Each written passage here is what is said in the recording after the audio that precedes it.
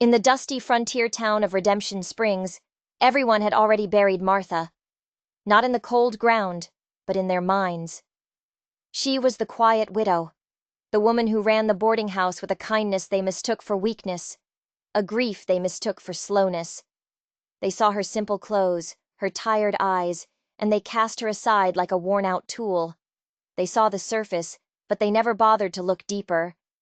But one man saw her differently.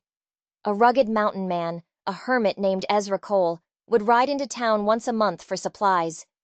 He spoke little, kept to himself, and seemed as weathered and solitary as the peaks he called home. But from beneath the brim of his hat, he watched. He saw what no one else did. He saw a soul worth protecting.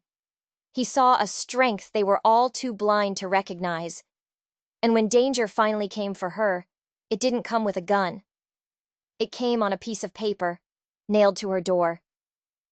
A debt that would steal everything she had. But that was just the beginning. The real threat was a gang of ruthless men who wanted more than her home. They wanted her dignity. And that's when the quiet mountain man made a choice that would drench the dusty streets of Redemption Springs in blood and fire. What makes a man give up everything for a woman the world has cast aside? You're about to find out. Redemption Springs wasn't much to look at in the summer of 1882. The silver mine had dried up, leaving behind empty pockets and hollow hope. Martha Hendris had lived in the boarding house with its peeling paint for 12 years, ever since that same mine took her husband, Thomas. The town folk called her soft. She fed every drifter, mended clothes for free, never understanding that her generosity was a kind of strength they could never possess. She wore her late husband's wedding ring on a chain around her neck. It was tarnished, the gold dulled by time, but it was a reminder that she had once been loved, truly seen. What she didn't know was that someone was seeing her again. Ezra Cole lived alone in the mountains, a man haunted by a past he'd tried to outrun. He came to town only when he had to, a ghost moving through the streets. But he'd noticed Martha. He'd seen her 2 years back, stepping between a terrified Chinese railroad worker and a mob of cruel ranch hands. "He's under my roof," she'd said, her voice shaking but firm, "which makes him under my protection." Ezra had watched, stunned. Here was a woman the town had dismissed, defending someone even more powerless than herself, expecting nothing in return. From that day on, he paid attention. He saw the dismissive glances she endured, the cruel whispers she pretended not to hear, and he saw the quiet dignity with which she faced it all. It stirred something in him he thought had died long ago.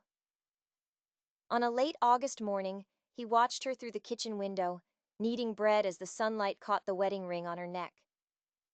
Just then, she looked up, and their eyes met. Ezra touched the brim of his hat. Martha smiled, a small, surprised smile, and nodded back. It was nothing, a brief exchange. But Ezra carried that smile with him all the way back up the mountain, a flicker of warmth in his solitary world. That evening, sitting on his porch, he made a quiet promise to himself. If Martha Hendris ever needed help, he would be there. He had no idea that promise was about to be tested. The notice appeared on her door the next Tuesday. A legal document nailed there by the banker's assistant. A small crowd gathered to watch, their faces a mixture of curiosity and cruel satisfaction. The words were cold and formal, but the meaning was a death sentence. Martha owed $340 in back taxes. She had 30 days to pay, or the property would be seized and sold at auction. $340. It might as well have been the moon. Martha stood on her porch, reading the notice with trembling hands. "I suppose this was inevitable," Mrs. Keene from the Mercantile said, loud enough for everyone to hear. "Can't run a business on charity." Martha carefully unpinned the notice, her fingers numb. She folded the paper, once, twice, as if making it smaller could shrink the problem. She went inside, closing the door softly behind her, and made it to her bedroom before her legs gave out. She sat on the edge of her bed, the paper clutched in her hand. The math was merciless. She had $4.60 in a coffee tin under her bed. The boarding house was all she had. Without it, she would be homeless. She touched the ring on her neck. What would Thomas think? She didn't know. She only knew her boarders would need dinner soon. She couldn't let her crisis stop her from caring for them. She stood, smoothed her skirts, and went to the kitchen. Word spread through town like a disease. By evening, everyone knew. The saloon buzzed with talk of who might buy the property. No one talked about helping. The next morning, Martha swallowed her pride and went door to door. She offered to take in laundry, bake extra bread, clean houses. The answer was always no, sometimes polite, sometimes mocking. She went to the bank. Mr. Garrison, the president, listened with professional sympathy, which was no sympathy at all. "The taxes are 3 years in arrears, Mrs. Hendris," he said. "Business is business." She left the bank feeling smaller than she ever had. She walked to the cemetery and stood at Thomas's grave. "I'm sorry," she whispered. "I tried. I really did." But what she didn't know was that someone had seen it all. Ezra Cole was in town that morning. He saw the notice nailed to her door. He saw her face go pale. He went to the saloon and listened to the vultures gloat. $340, one man laughed. "She'll never raise that kind of money." Ezra's hand tightened on his glass. He wanted to tell them what they were, but he knew actions mattered more than words. That night, back in his cabin, he did something he hadn't done in years. He took inventory of everything he owned: his horse, his traps, his rifle, and his savings. For 15 years, he'd put aside gold and coins, a safety net for his old age. He poured it all onto his table: gold dust in leather pouches, coins of all sizes, a few small nuggets. He counted it carefully. 362. $40. Enough. Just enough. This was 15 years of hard, lonely work. His security. Everything he had. He could pay her debt and have less than $25 to his name. It was foolish. He barely knew her. She would never even know who helped her. His life would go on, except he'd be broke, vulnerable to the first harsh winter or bad hunting season. But another part of him, a part that had been stirring to life every time he saw her kindness, remembered his promise. Ezra Cole had been many things in his life: a soldier, a killer, a coward, but he had never broken a promise to himself. He counted out exactly $340. Tomorrow he would ride to Redemption Springs and pay her debt. Anonymously. She would keep her home and her dignity. And somehow, that felt worth any price. For the first time in 15 years, he was about to do something that truly mattered. Ezra arrived in Redemption Springs as the sun was clearing the mountains. He tied his horse, Ruth, outside the bank and waited. At precisely 8 o'clock, Mr. Garrison arrived. "Mr. Cole," he said, surprised. "You're here early." "I have business with the bank," Ezra said. Inside, the bank smelled of old paper and greed. Ezra placed the heavy leather pouch on the desk. "I'm here to settle a debt." Garrison's eyebrows rose. "Not mine," Ezra clarified. "Martha Hendris's debt." The banker's expression shifted from surprise to calculation. "Mrs. Hendris's property taxes, $340. You're here to pay it?" "That's right. May I ask why? Does it matter?" Garrison leaned back. "It's unusual." "The money's good," Ezra said flatly. "That's all that should concern you." Garrison slowly counted the money. $340 exactly, he finally announced. "The debt is satisfied." "Good," Ezra said, turning to leave. "There is the matter of the receipt," Garrison said, his voice slick. "How should I note this payment? Shall I tell Mrs. Hendris you were her benefactor?" "No." Ezra's voice was firm. "She doesn't need to know it was me." Garrison's thin lips curved into a smirk. You want this to be anonymous? I see. Privacy has a price, Mr. Cole. Extortion, plain and simple. Ezra felt his jaw tighten. How much? Let's call it $5. For my discretion. Ezra reached into his pocket and pulled out 5 of his remaining dollars. I'll record the payment as coming from an anonymous benefactor, Garrison said, sweeping the coins into his drawer. You understand, of course, that she'll likely never know what you've done. Don't need any, Ezra said. As he reached the door, Garrison called out, Mr. Cole, for what it's worth, I think what you've done is either remarkably noble or remarkably foolish. Possibly both, Ezra said, and stepped out into the morning sun. He was about to mount his horse when a voice stopped him. Ezra Cole. It was Tommy Sullivan, the young drifter who boarded at Martha's. Mr. Cole, Tommy said, breathless. I saw you come out of the bank. Did you just... Ezra cut him off with a look. I was conducting private business. But Tommy's eyes widened with understanding. It was you. You paid her debt, didn't you? Ezra stepped closer, his voice a low growl. Listen to me, son. Whatever you think you saw, you keep it to yourself. Mrs. Hendricks is not to know. Understood? Yes, sir. Tommy nodded slowly. But why? Because some things are better done quietly. Ezra mounted his horse and turned toward the mountains, but as he rode past the boarding house, he glanced at the door. The eviction notice was still there. By afternoon, it would be gone. Back in Redemption Springs, the news spread like a wildfire. An anonymous benefactor had paid Martha's debt. By noon, the town was buzzing. When the banker's assistant came to remove the notice, he found Martha inside. Mrs. Hendricks, your property taxes have been paid in full. Martha stared at him. What? Someone came in this morning and settled the entire amount. Who? The word was a whisper. I'm not at liberty to say. The benefactor wished to remain anonymous. She gripped the doorframe, her legs unsteady. Someone had paid $340 to save her. But who?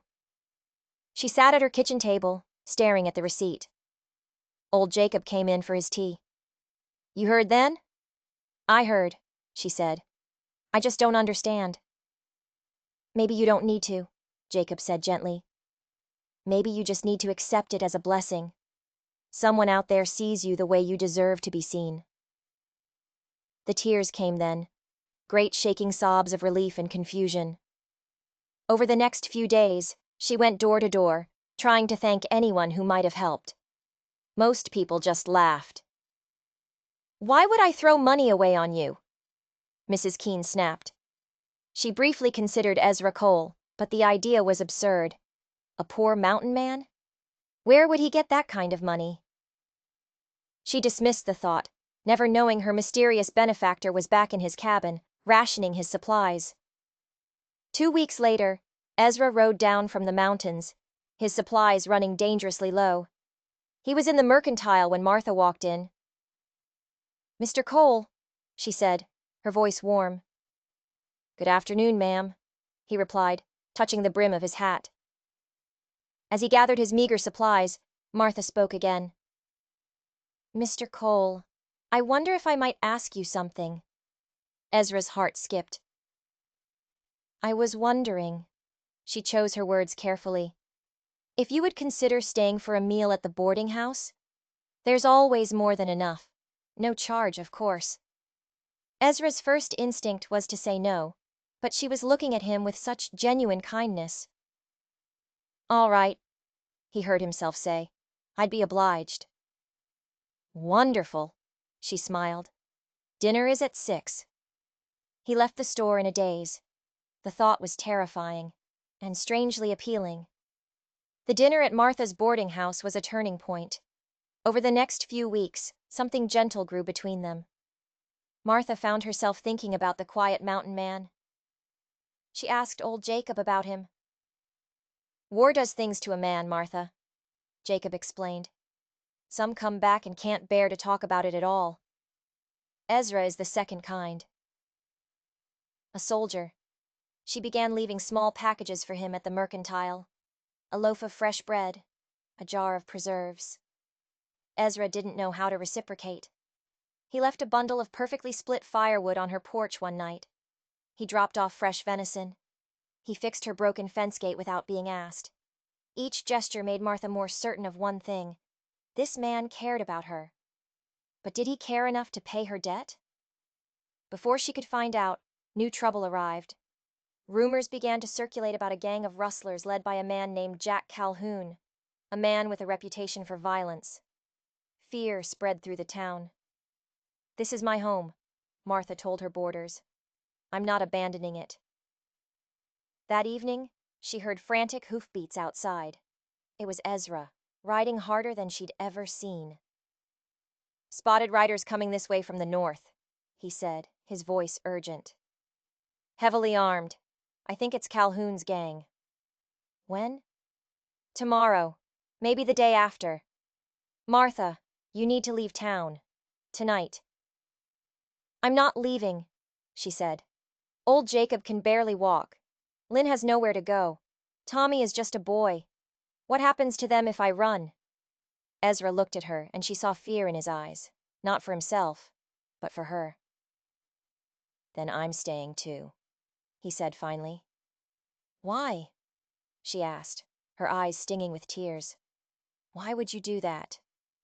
"Because some things matter more than safety," he said, his voice low. "Some people matter more than common sense." They sat up late in the kitchen, drinking coffee. Ezra told her of his family's farm, of the war. "I couldn't stay there," he said. "Not after what I'd seen, what I'd done. So I came west, figured I could outrun it." He smiled without humor. "Didn't work. You can't outrun what's inside you." "Maybe you're not supposed to outrun it," Martha said, taking his hand. "Maybe you're supposed to live with it and find a way to be something more." They sat in comfortable silence as dawn approached. What neither of them knew was that the gang was closer than they thought. Jack Calhoun and his men were already camped just miles outside of town. The gang arrived just as the afternoon sun began to dip. 5 men rode in first, spreading out along the main street. Then came Jack Calhoun. He was a big man with a scar that twisted his face and eyes as cold as winter ice. The town went silent. Doors slammed shut. Sheriff Dalton emerged from his office, his hand trembling. "I'm going to have to ask you to move along." Calhoun just laughed. "Sheriff, we're just passing through. Need some supplies, a drink, and lodging." He pointed toward the boarding house. "That place still taking guests?" From her window, Martha watched with a growing dread. Ezra stood beside her, his body tense. "That's Calhoun," he whispered. "Lock the doors." But before she could move, there was a heavy knock. 2 of Calhoun's men were on her porch. "We hear you run a boarding house," one of them said. "We'd like some rooms." "I'm afraid I'm fully booked," Martha said. "That's so?" The man sneered. "Looks empty to me. Boss doesn't like being refused." The other man leaned against the rail. "Be a shame if something happened to this place. Old building like this probably catches fire real easy." Just then, Ezra appeared in the doorway behind Martha. "The lady said she's full up," he said calmly. "Best you respect that." The 2 men looked at Ezra with new interest. "Who are you, old man?" "Just a friend, and I'm suggesting you move along." The man laughed. "You suggesting? There's 5 of us and 1 of you." "I can count," Ezra said. "Doesn't change what I said." The tension was thick enough to cut with a knife when Calhoun's voice broke the standoff. "What's the holdup, boys?" He walked up to the porch steps, studying Ezra. "This old woman says she's got no rooms," one of his men explained, "and her friend here thinks he can tell us what to do." Calhoun's cold eyes fixed on Ezra. "That right, friend?" "I think," Ezra said carefully, "that the lady has the right to refuse service." Calhoun smiled, a terrible expression. "Out here, Rights are what men with guns say they are. He turned his gaze to Martha, his eyes crawling over her. So here's what's going to happen, Mrs. Hendress. You're going to be charitable to me and my boys, and in exchange, we won't burn your little town to the ground. Get off my property, Martha said, surprised by the strength in her own voice. Calhoun's expression darkened. He took a step onto the porch, and Ezra moved to block him. That's close enough, Ezra said quietly. Calhoun stopped, studying Ezra with new intensity. You know what? I'm starting to think you're more than just some mountain hermit. He leaned closer, a flicker of recognition in his eyes.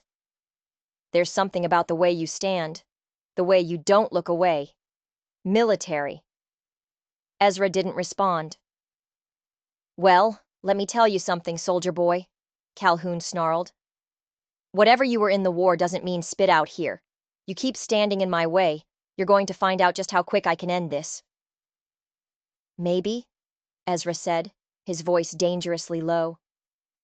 But not before I end you. And I think you're smart enough to know that's true. It wasn't a threat. It was a statement of fact. For a split second, something twisted in Calhoun's eyes. He was facing someone just as dangerous as he was. Well, Calhoun said, forcing a smile. Tell you what. We'll give you and your lady friend a pass, for now. But Mrs. Hendress, he looked past Ezra, you and I aren't finished. He turned and walked away. Martha sagged against the doorframe. Inside, Ezra said gently. We need to figure out what we're going to do. That night, the town held its breath. The saloon burned with light and the sound of rough laughter. At the boarding house, Ezra organized a watch. Martha brought him coffee as he sat by the window, his rifle across his knees. Ezra, she said, what you did today? You could have been killed. Could have, he replied. Didn't happen. But what if it had? He looked at her then, his eyes searching hers. I spent 15 years up in those mountains, Martha, hiding. And today, when I saw those men threatening you, I realized something. What? That I'd rather die protecting something that matters than live another day protecting nothing at all. I matter to you. You matter to me, he confirmed quietly, more than is probably wise. She reached over and took his hand. You matter to me too, Ezra. They sat like that for a long while. Ezra, she said softly, I need to ask you something. When my debt was paid, was that you? He went very still. Why do you think it was me? Because Tommy saw you at the bank. Because you're the only person who's ever looked at me like I'm worth something. Because... Her voice caught. It's exactly the kind of thing you would do. He was silent for a long moment. I couldn't let you lose your home, he finally said, his voice rough with emotion. And I couldn't tell you because... I did it because I couldn't live with myself if I didn't. That's not selfish, Ezra. That's the most selfless thing anyone's ever done for me. It's not about the money, it's about being seen. She lifted his hand to her cheek. Thank you. You've always mattered, Ezra said. The world was just too blind to see it. By the time dawn broke, they were no longer two lonely people. They were partners. The next day, Calhoun and his men emerged from the saloon, hungover and mean. They terrorized the town, taking supplies, emptying the bank, beating anyone who looked at them wrong.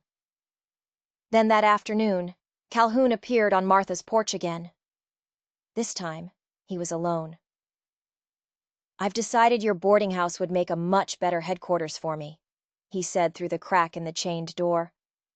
You're going to invite us in, and if you don't, he leaned closer, his voice a venomous whisper, I'm going to start hurting people you care about. Old Jacob first, then that boy, Tommy. And I'll make sure you watch every minute. You've got until sundown. He walked away, whistling. Martha leaned against the door, shaking. Ezra appeared, his expression grim. "He means it, Ezra." "I know," Ezra said. He moved to the window. "Which means we can't wait anymore. We have to act first." "Act how? There's 7 of them." "I've fought longer odds before," Ezra said, and Martha saw the soldier he used to be in his eyes, cold and calculating. "And I'll be damned if I'm going to let that man hurt you or anyone in this town." He began to explain his plan, and Martha realized with a mix of awe and terror that this quiet mountain man was a tactician, a strategist. As the sun began to set, she made her own decision. She carefully set aside the wedding ring she wore around her neck. That chapter was closed. This was a new one. "Tell me what you need me to do," she said, her voice steady and sure. "We need to know more about you," Martha said gently. "If we're going to trust our lives to your plan, we need to understand." Ezra nodded. He sat at the kitchen table, and the others, Tommy, Jacob, Lynn, gathered around. From his saddlebag, he pulled a faded photograph. It showed a much younger, clean-shaven man in a Union cavalry officer's uniform. His eyes held a dangerous intensity. "That's you?" Tommy breathed. "Captain Ezra Cole, 3rd Pennsylvania Cavalry," Ezra said, his voice flat. "I enlisted in '61, fought at Gettysburg, Petersburg. After the war, I stayed on, fought out west for 3 more years." He recounted his last mission, tracking a band that had taken hostages. "We got the hostages back," he said, his hands tightening on the table. "But we killed 16 men, warriors, old men, even a couple of boys no older than Tommy here. I was the one giving the orders." He told them about the last man he killed, a young warrior, no more than 17, trying to protect an old woman. "I had him in my sights." Ezra's voice dropped to a whisper. "He looked right at me, like he was asking me why." "What did you do?" Lynn asked quietly. "I took the shot. I always took the shot. That was my job."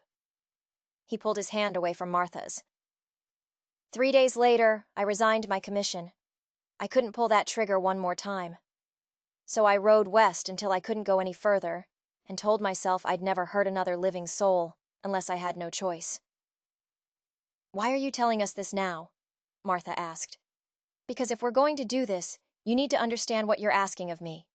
The man in that photograph, the soldier, he's still in here. If I do what I'm planning, I'll be letting him out again, and I don't know if I can put him back."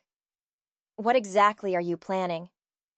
"Calhoun expects us to flee or surrender," Ezra said, pulling out a rough map of the town. "What he doesn't expect is an assault. He doesn't expect us to bring the fight to him. We hit them hard, fast, and cut their numbers before they can organize." "You're talking about killing them," Lynn said, his voice shaking. "I'm talking about defending this town." Ezra's eyes were hard. "But yes, some of them will die." Martha looked at him. "I'm not hiding while you put yourself in danger," she said. "This is my home, my people. I'm fighting beside you." Ezra looked like he wanted to argue, but something in her expression stopped him. "You ever fire a gun?" "My husband taught me." "All right," he said, pulling a pistol from his belt. "You'll cover me from the boarding house windows." They spent the last hour of daylight preparing. Ezra checked his weapons with practiced efficiency. Tommy and Lynn reinforced the doors. Even old Jacob contributed. "I was at Antietam," he said. "You'll want someone watching the north approach." As the sun dropped lower, Ezra stood by the window, watching the saloon. Martha came to stand beside him. "Promise me something," she said. "That you won't lose yourself in this. That soldier in the photograph, he's part of you, but he's not all of you." "I promise," Ezra said, squeezing her hand. Then the sun touched the horizon. Across town, Jack Calhoun poured another whiskey, smiling. He was sure the old woman and her protector were packing their bags.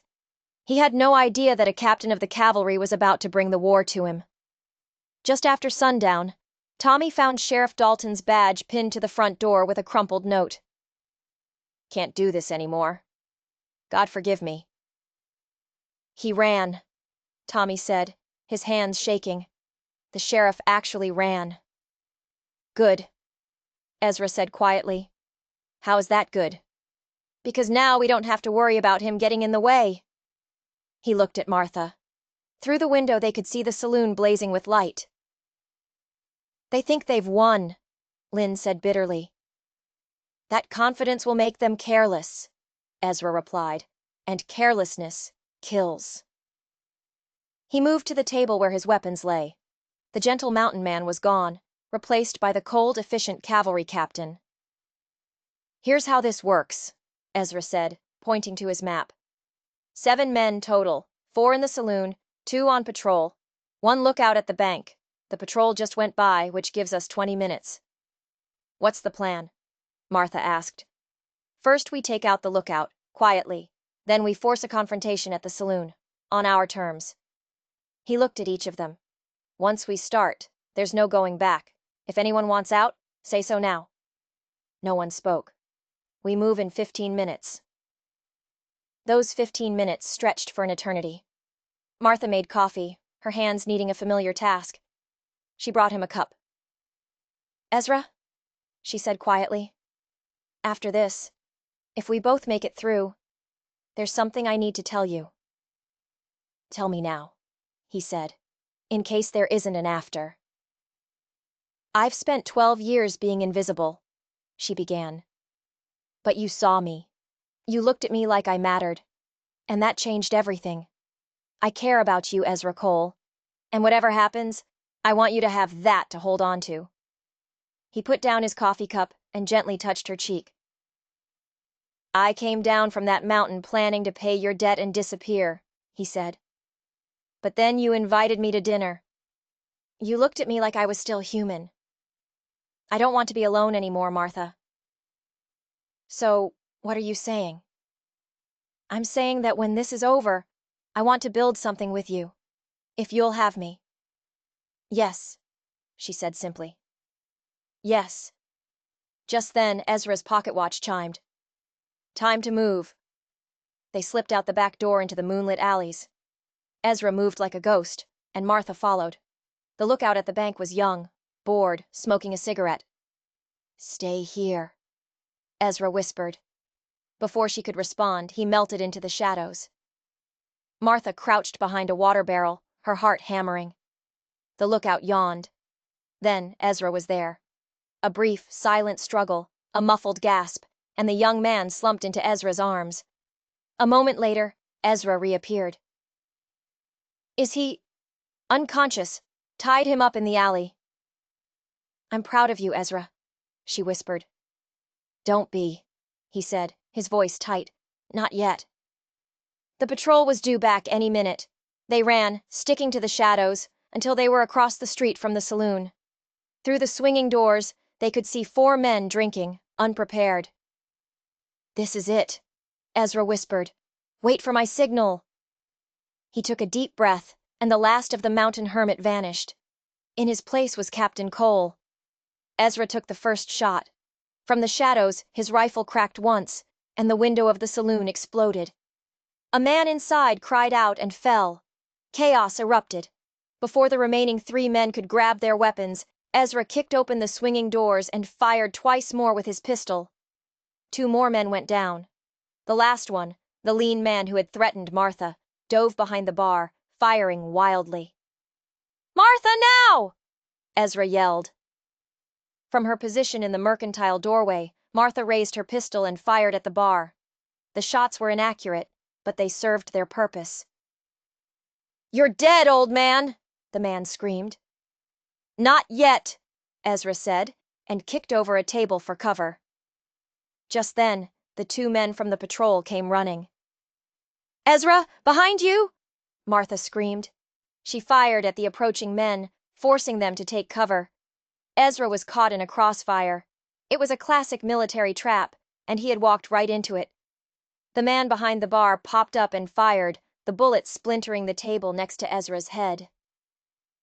Then something unexpected happened. The doors to the houses along the main street began to open.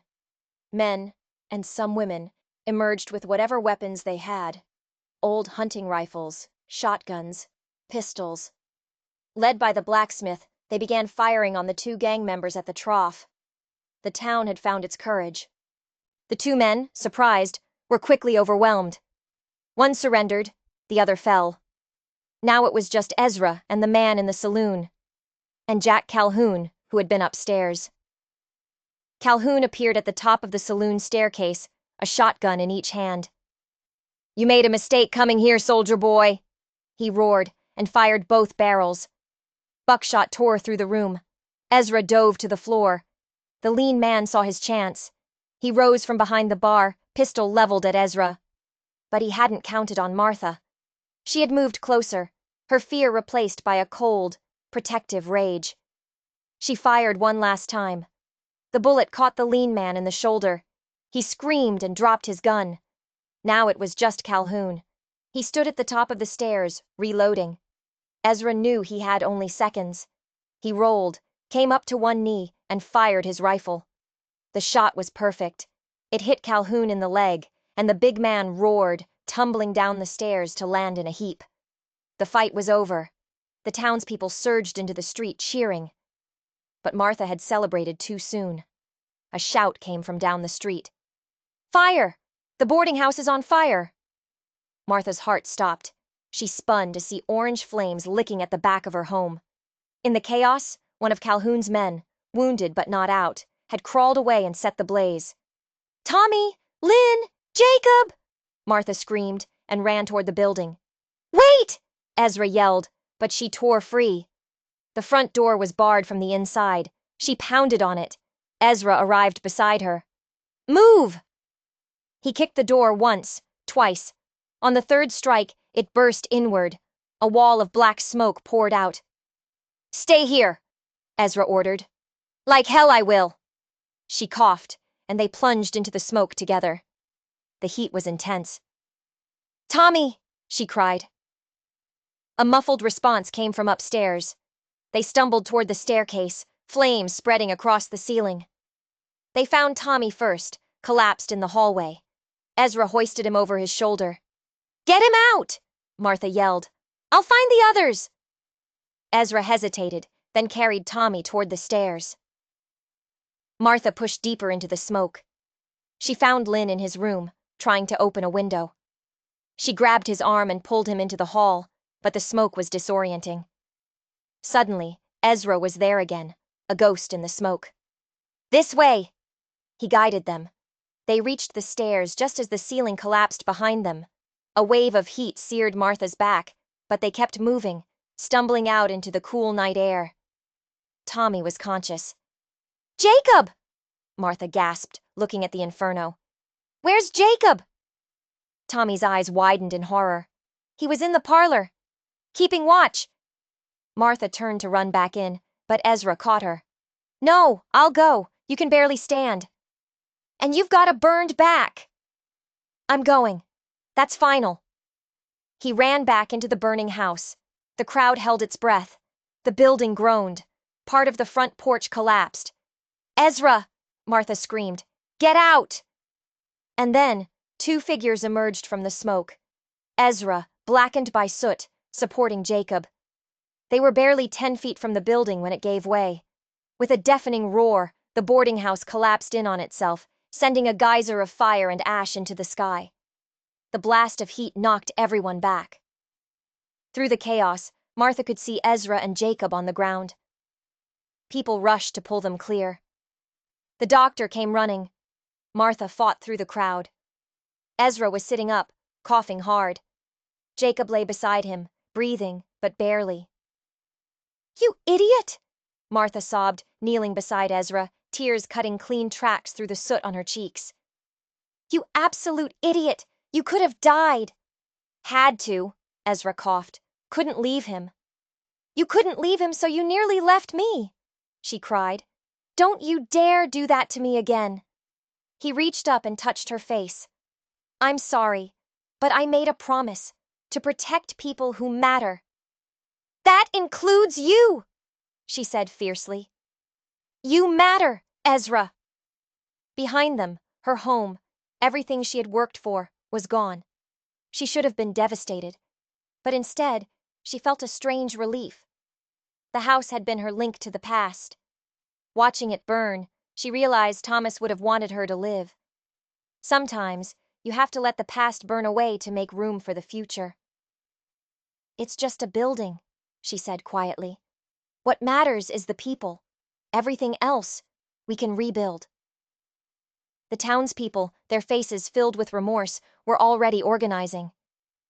We'll help, Mrs. Keene said, her voice genuine for the first time. We should have helped years ago. We'll make it right now. As dawn broke, the territorial marshal finally arrived. He surveyed the scene, the captured gang, the burned-out building, with surprised approval. Looks like you folks handled things, he said. He recognized Ezra's name. Captain Cole. Heard about you. Good to see those skills put to use protecting innocents. He and his deputies took the prisoners away. As they loaded Calhoun into a wagon, the gang leader looked at Ezra. You're better than I gave you credit for, old man. Could have killed me. Why didn't you? Because I've killed enough men in my life, Ezra said. I'm done with being hard. In the ruins of her home, Martha found a few precious things. Her Bible, miraculously safe, a few photographs, and still on its chain, Thomas's wedding ring. She held it one last time, then walked over to Jacob. I want you to have this, she said. Thomas would have liked you. Martha, I can't. Please, she insisted. I need to let it go. Make room for what comes next. Ezra appeared beside her. What will you do now? Start over, I suppose. Or, he said carefully, taking her hand, you could consider something different. Come up the mountain with me. I have land. We could build something together. A real house. A way station for travelers. We could live on our own terms. Martha looked at the town that had finally come to see her worth. But starting fresh with Ezra, that was the future. I want it, she said simply. I want to build something with you. The town council, as an apology and a reward, granted Martha the deed to her land, free and clear, and gave them both $500 for protecting the town. Accept it, Martha whispered to Ezra. We'll need it to build our house.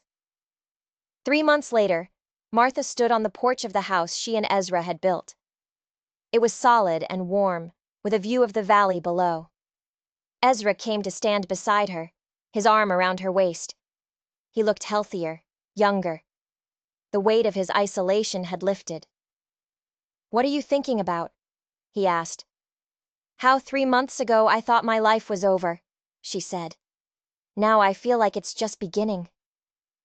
He pulled something from his pocket, a simple gold band, crafted with care. He had melted down his old military medals to make something new, transforming a symbol of his violent past into a symbol of their future. I know we're too old for grand gestures, he began, but I also know we can't afford to waste time. Martha Hendress, would you do me the honor of becoming my wife? Tears of joy streamed down her face. Yes, she said. Absolutely, yes. He slipped the ring on her finger. It fit perfectly. He pulled her close and kissed her, a kiss full of promise. They were married the next week in the church in Redemption Springs, the whole town there to celebrate. They had been invisible to the world, but they had seen each other. And in the end, that was all that mattered. The story that began with a desperate debt had become a story of second chances, of courage, and of a love that arrived when they'd both stopped looking. They had found their own redemption, not in a town, but in each other. If this story touched you, make sure you hit that subscribe button, because what we have coming next is something you won't want to miss.